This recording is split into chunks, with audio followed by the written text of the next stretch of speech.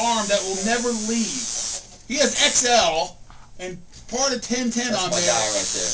That's the Tattoogan. He is the. We have to bring him on He's Sports the Vinyl TV and he can show it off. He's the Tattoogan leader.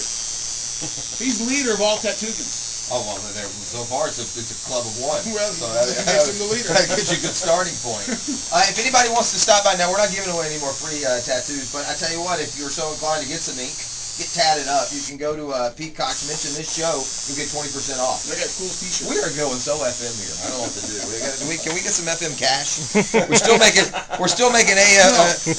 Shut up. We'll do a I disagree with that comment. I don't like that kind of stuff. Stop. All right, coming up next, Drunk Guggen Friday, right here on You FM guys are out of Friday. control. Hey. You want some food? Yeah, sure. Hey, Gobby said he'll go to Whataburger for us. I'll call over there and get free food.